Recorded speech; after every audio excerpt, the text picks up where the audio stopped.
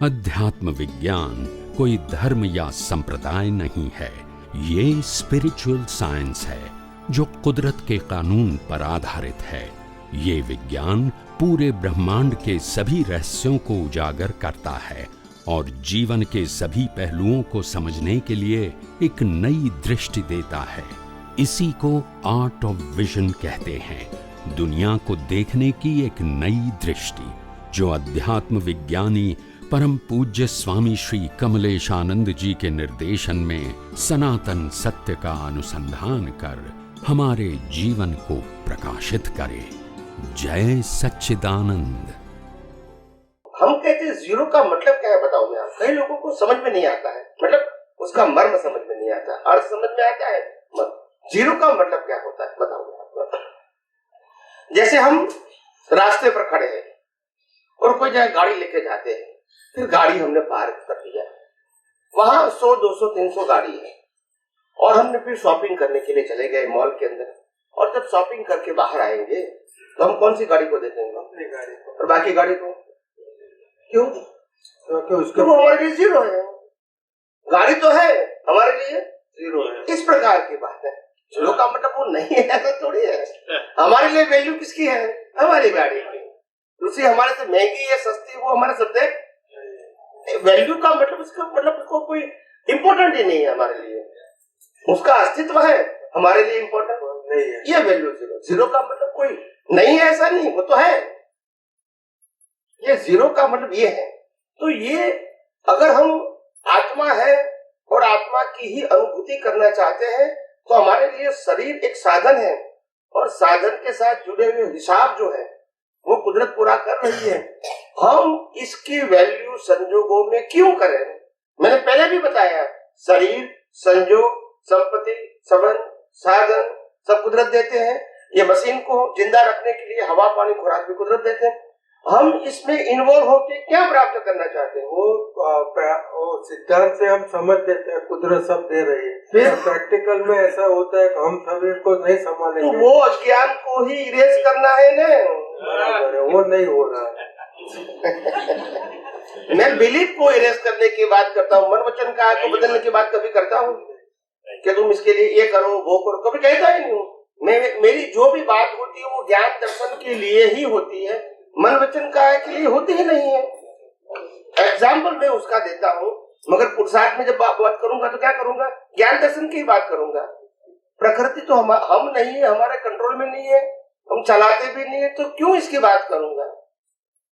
ये अध्यात्म विज्ञान की यही तो विशेषता है।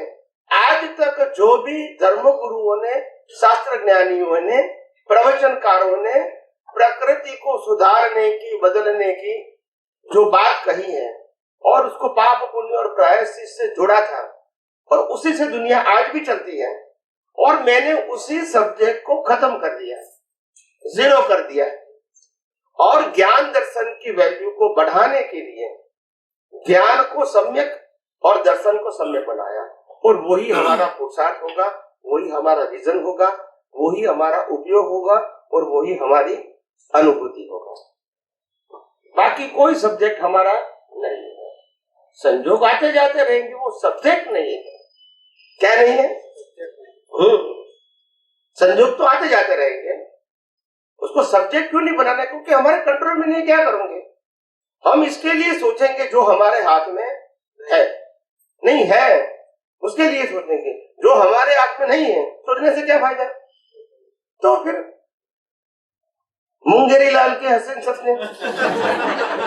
सच्चिदानंद, हाँ भाई, ये भाई कह रहे हैं ना कि क्यों नहीं रह सकते हैं, इतना ज्ञान समझने के बाद भी हम क्यों नहीं रह सकते? यहाँ पे जो डिस्चार्ज की जो बातें हैं, प्रकृति पूरी डिस्चार्ज में है, मन, बुद्धि, चित्त, अहंकार, वहाँ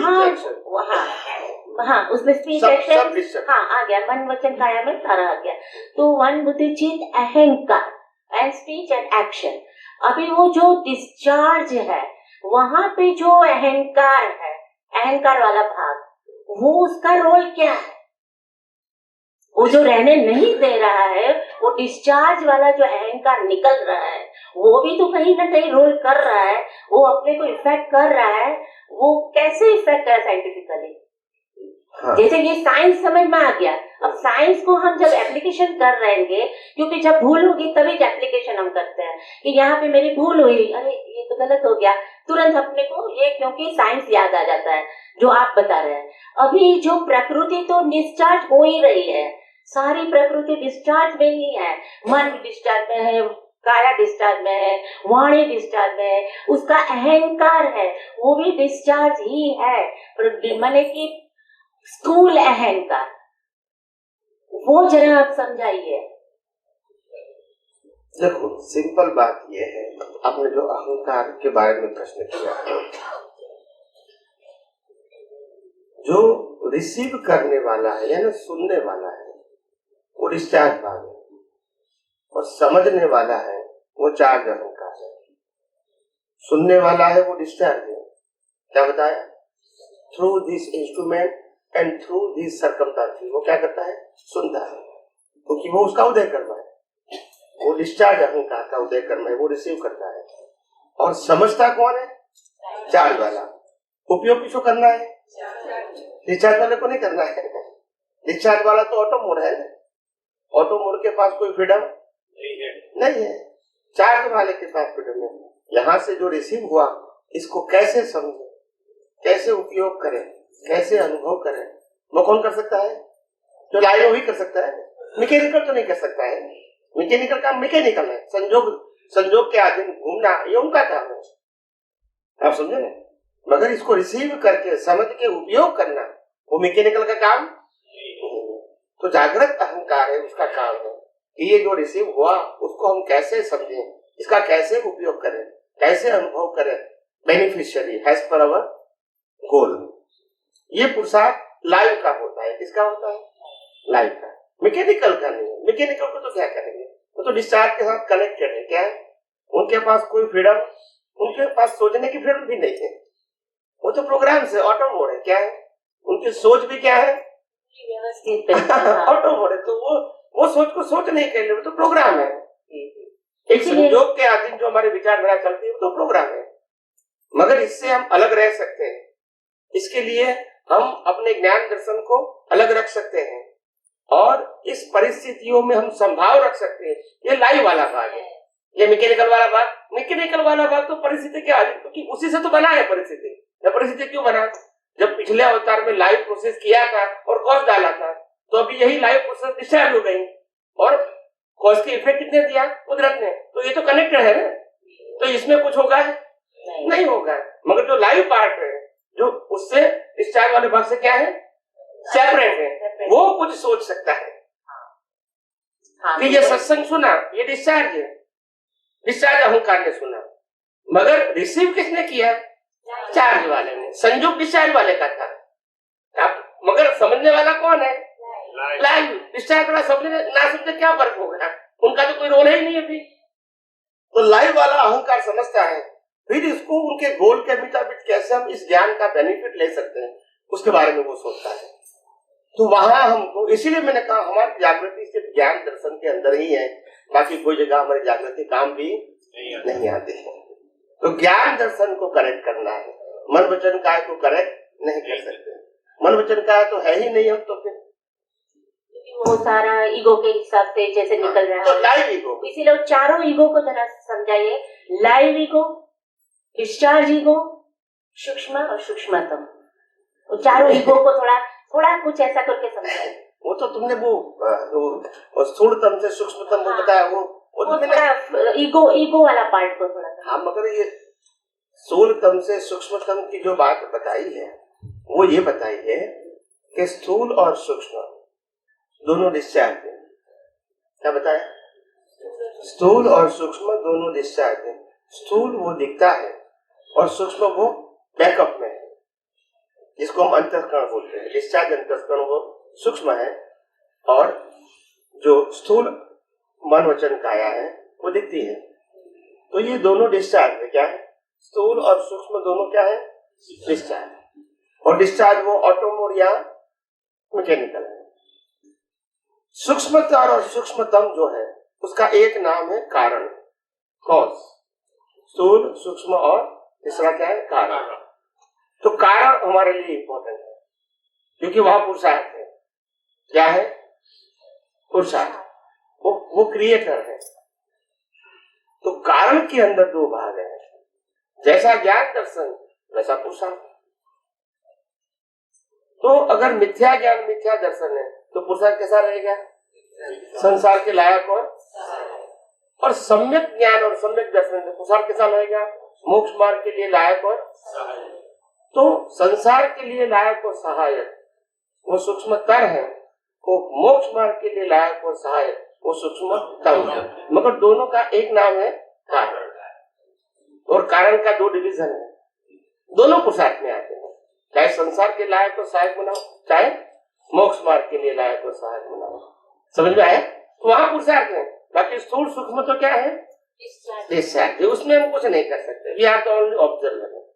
आपको समझ में आया? कई सारी बातें जो हमारे शास्त्रों में लिखी गई है, अच्छी बात है कि ज्ञानी पुरुष ने कम से कम कोटक किया है। तो आज आप प्रश्न भी कर सकते हैं, लेकिन वो भी नहीं आती तो प्रश्न कौन करते हैं? हाँ, वो वही था। भले उस समय उस माध्यम से हमको समझ में नहीं आया, कोई बात नहीं, मगर एक सेंटेंस तो मिला हमको, ताकि हम इसको प्रश्न करके आज इसको हम समझ पाए। अगर ये बताया भी नहीं होता तो कोई पूछने भी नहीं। तो इतना तो अच्छा किया है ना कि कम से कम उन्होंने पुटअप किया। इससे ज्यादा भगवान ने व्यवस्थित शक्ति से बोल दिया, भले उस समय आपको समझ में नहीं आया। And we follow as per our understanding, correct. मगर ये शब्द था, तो आज हमारे मन में प्रश्न, आखिर व्यवस्थित शक्ति किसको कहेंगे? भले समझ में नहीं आता है, मगर सोच तो होती है ना कि कोई शक्ति थोड़ी है, कोई जगह पे व्यवस्थित शक्ति, ऐसी कोई फिजिकल शक्ति नहीं है। तो फिर इसके अंदर ये निकला कि कुदरत का कानून और कुदरत की रचना समझोगे वही तो एक शब्द था, तभी ये डिटेलिंग आई है, आप समझे। और दादा भगवान ने और कबीराज ने दोनों ने बताया है अपने अपने माध्यम से कि कुदरती रचना वही पूर्ण व्यवस्थित है। क्या है? कुदरती रचना वही।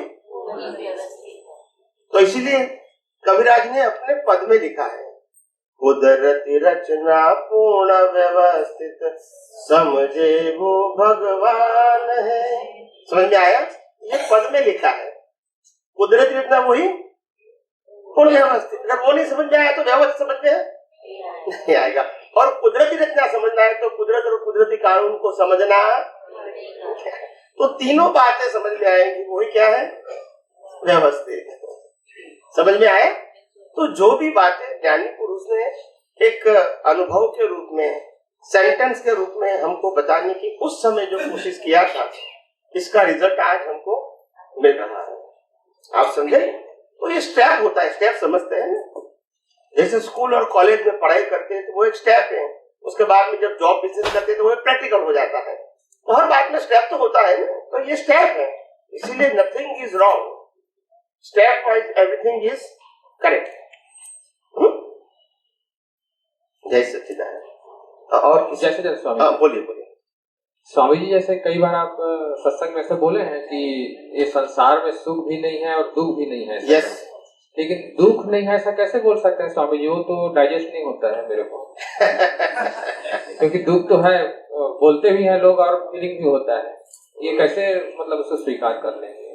दुख सुख नहीं है ऐसा तो चलो मान लेते हैं जी, मगर सुख है नहीं, अरे सुख नहीं है ऐसा चलो मान लेते हैं, मगर दुख नहीं है ऐसा स्वीकार नहीं होता है।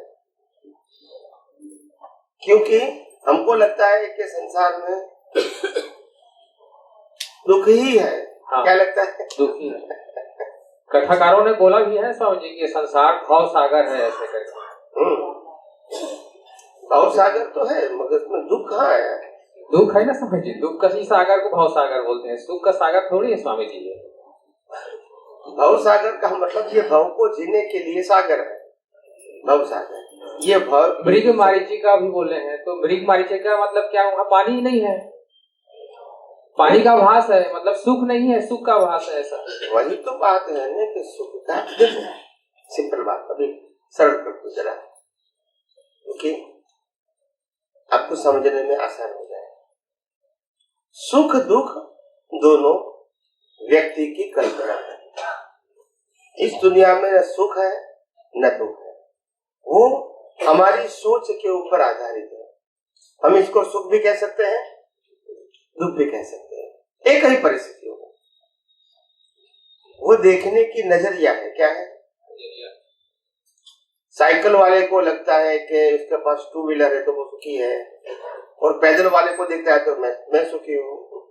ये नजरिया है, उसमें कोई सुख दुख नहीं है, वो हमारी कल्पना है। क्या है? जब कोई व्यक्ति शादी करना चाहते हैं और शादी नहीं होती है तो शादी करने वाले को वो सुखी देखते हैं और अपने आप को दुखी देखते हैं। जब खुद शादी करते तो बोला मैं पहले सुखी था। तो क्या नजरिया है? सुख दुख एक ही अवस्था थोड़ी है, हमारी नजरिया है। क्या है? नजरिया। सुख दुख नहीं है, सुख दुख हमारी नजरिया है। हिसाब जरूर है, ये दुनिया में हिसाब कंपलसरी है, सुख दुख कंपलसरी नहीं है। सुख दुख आपकी बिलीफ है।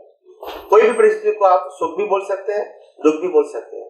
दोनों हाथ काटने के बाद भी बोल सकते हैं कि अभी भी सुखी हूँ क्योंकि मेरा पाँव तो है। और दुखी समझ सकते हैं कि मेरा हाथ नहीं है तो मैं क्या करूँ, तो आप दुखी भी है। तो ये नजरिया होता है। क्या होता है? नजरिया। सुख दुख दोनों कल्पना है। इस दुनिया में सुख दुख जैसी चीज कुदरत ने नहीं बनाई, इंसान ने जरूर बनाई। किसने बनाई? इंसान ने। एक भिखारी को हमने 10 रुपया दे दिया मंदिर के बाहर तो उनके लिए सुख। वही मंदिर के बाहर कोई रेंज रोवर लेकर गाड़ी लेकर आएगा और फिर वो बाहर आएगा, इनको 10 रुपया देंगे, दुख लगेगा। तो ये हकीकत थोड़ी है, कल्पना ही तो है। क्या है? कल्पना। हमारी सब कल्पना है। कोई जगह पे सुख होता है, आप समझो सुख होता है, तभी तो दुख की बात होती ना। सुख भी नहीं है, दुख भी नहीं है, कर्मों का हिसाब जरूर है जी। इसको आपको जो मानना है वो मान सकते हैं। अगर आपको राम को वनवास जाना वो दुख मानना है तो मान सकते हैं, और राम भी मान सकते हैं कि मेरा हिसाब कर्मों का जंगल में जाना हुआ, तभी तो मेरे को ये ज्ञान खुला हुआ और तभी तो मैं स्थिर रह सका, अनुभव कर सकता। तो उनके लिए सुख भी हो सकता है, आपके लिए दुख भी हो सकता है। वो नजरिया की बात है। क्या है? नजरिया की बात। हाँ, हमको लगता है कि हम घर परिवार के साथ जीते हैं, इतनी फैक्ट्री चलाई, बिजनेस चलाए, बच्चे को बड़ा किया, बढ़ाया, शादी करवाया, इतनी सारी मेहनत किया, और वह भी वो हमको घर से निकाल देते हैं तो हमको दुख लगता है। दुख लगता है ना, हमको घर से निकाल दिया तो क्या लगेगा। मगर जो लोग कहते हैं कि घर परिवार सब सेटल हो गया, अभी मैं घर बार छोड़ के संन्यास लेता हूँ, तो उनके लिए क्या है? यहाँ छोड़ा तो सुख, यहाँ छोड़ा तो दुख। ये क्या है? कल्पना ही है ना। दोनों ने छोड़ा है, मगर एक को दुख लगा, एक को। तो सुख दुख अगर हकीकत होती तो फिर ऐसा क्यों? मगर ऐसा है ही नहीं। सुख दुख दोनों कल्पना है, ये तो वो इंसान ने बनाई हुई अपनी कल्पना है। ये तो मानसिक की बात कर रहे हैं स्वामी जी। हाँ। शारीरिक कुछ कष्ट होता है तो दुख जैसा लगता ही है ना स्वामी जी। शारीरिक होता है, कुछ कष्ट आता है तो वो तो दुख लगता ही है ना स्वामी जी। शारीरिक कष्ट आता है तो दुख लगता है, मैं आपकी बात को मानूंगा। मगर जब सुख लगता है हाँ, तो शारीरिक क्या लगता है? सुख लगता है। कैसे? दुख शारीरिक लगता है, ऐसा सुख बताओ मेरे को। कुछ बीमार नहीं है शरीर में तो वो सुख है। भिखारी बीमारी तो सुखी है। नहीं, जैसे फिर भूख लग गया तो नहीं मिलेगा तो दुख अनुभव करेगा वो। नहीं, तो मैंने सुख की परिभाषा आपको पूछा, सुख की नहीं पूछा। सुख कहाँ है? शरीर की बात करता हूँ। आपने कहा शारीरिक दुख का अनुभव होता है, तो शारीरिक सुख का अनुभव तो बताओ।